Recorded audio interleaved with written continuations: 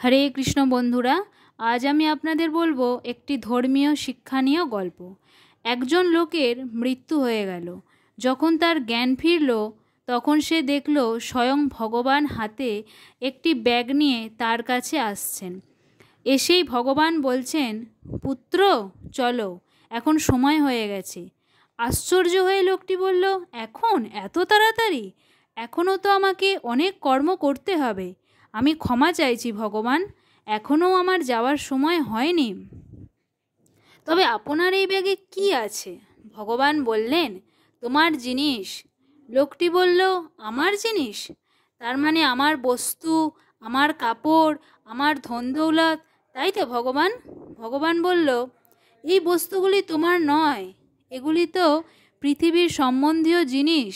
লোকটি বলল, তাহলে এই ব্যাগে কি আমার স্মৃতি আছে? ভগবান বললেন, এটা তো কখনোই তোমার ছিল না, এটা তো শুধুমাত্র সময়েরই ছিল। তখন লোকটি বলল, তাহলে এতে আমার পরিবার আর বন্ধুদের স্মৃতিই থাকবে। ভগবান বললেন, ক্ষমা করো পুত্র, এরা তো কখনোই তোমার ছিল না, তারা হলো তোমার জীবনের চলার রাস্তায় দেখা হওয়া পথিকের মতো। লোকটি তখন বলল, তাহলে তো আমি নিশ্চিত যে এই ব্যাগে আমার শরীরটাই থাকবে। ভগবান বললেন, এটা তো তোমার হতেই পারে না, কারণ এই শরীর হলো চিতার ভস্ম মাত্র। লোকটি বলল, ভগবান, তাহলে কি এটাতে আমার আত্মা আছে? ভগবান বললেন, না, এটা আমার, এটা তো আমার। এবার লোকটি ভয়ে ভীত হয়ে ভগবানের হাত থেকে ব্যাগটি নিয়ে নিল এবং খুলে দেখল সেই ব্যাগটি খালি। তখন লোকটির চোখে জল এসে গেল এবং বলল, হে ভগবান, আমার কাছে কি কখনো কিছুই ছিল না? তখন ভগবান বললেন, হ্যাঁ, এটাই সত্য।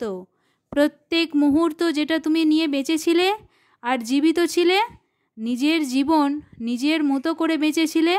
জীবনটা হচ্ছে ক্ষণিকের এবং সেই ক্ষণ বা মুহূর্তটাই শুধু তোমার ছিল। এছাড়া এই জগতে তোমার বলে আর কিছুই নেই। তাই ভগবত ভক্তজন সব সময় হাসি খুশি থেকে প্রভুর নাম জপ ও কীর্তন করবেন। এটাই একমাত্র কথা যেটা খুবই গুরুত্ব রাখে।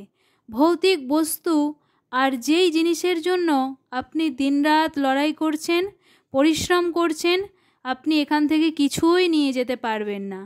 এটাই হলো একমাত্র সত্য, এটাই হলো আসল বাস্তব। হরে কৃষ্ণ, হরে কৃষ্ণ।